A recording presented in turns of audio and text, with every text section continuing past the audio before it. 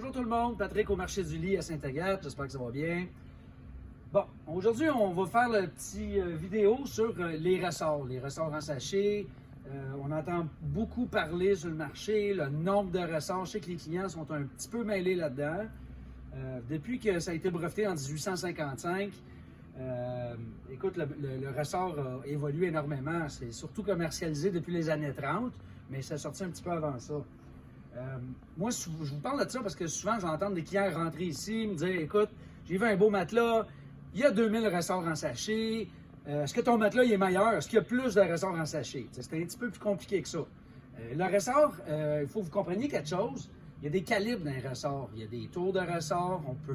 On peut tourner des ressorts. Fait que le ressort peut être plus ou moins fort, dépendant.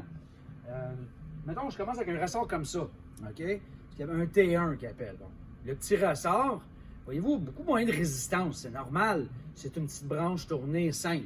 Maintenant, si je prends le même ressort, puis je vais le tourner, j'en prends deux, puis je vais les tourner ensemble, mais c'est normal que mon ressort soit beaucoup plus fort. Là. Alors, il y a déjà ça, en partant, il y a déjà cette différence-là. Ensuite, j'ai le diamètre du ressort. Si le ressort est mince, c'est sûr qu'il n'y aura pas de résistance. Je peux en prendre des plus gros, les tourner. Je vais avoir encore un double branche, mais vraiment plus résistant. Fait que c'est toujours essayer de comprendre le calibre du ressort et non le nombre de ressorts. Si je regarde ici, je peux vous montrer une nouvelle technologie qui est sortie. Bon, les petits ressorts, les micro-ressorts. Voyez-vous ici, j'ai un 3 tours. Bon, moi, excusez-moi, ça c'est le fun, mais le monde va mettre ça dans leur point de vente, vont dire j'ai 2000 ressorts en sachet. Mais une minute, là, ça fait rien, là. Je dis quand même, j'en aurais 8000. Ça va rien changer dans ma vie, là. J'aime mieux avoir un ressort comme ça tant qu'à ça. Je pense que j'aime mieux d'en avoir 8 de même que 2000 de même, là. Vous savez? C'est un peu drôle, mais c'est ça. Fait que, toujours bien comprendre le ressort, sa grosseur et tout. Essayez de vous informer là-dessus. Ensuite, bon, dans les matelas, les ressorts, c'est sûr qu'il y a une manière de les positionner aussi.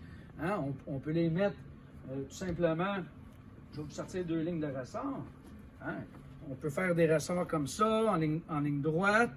On peut les mettre aussi en nid d'abeille, qui va faire d'autres choses. Je peux vous les zoner dans le milieu de matelas. Je peux mettre des ressorts plus forts dans le milieu, ce qui va faire vous donner un meilleur support aux hanches. C'est là que le poids est, avec des ressorts un petit peu moins forts à chaque extrémité.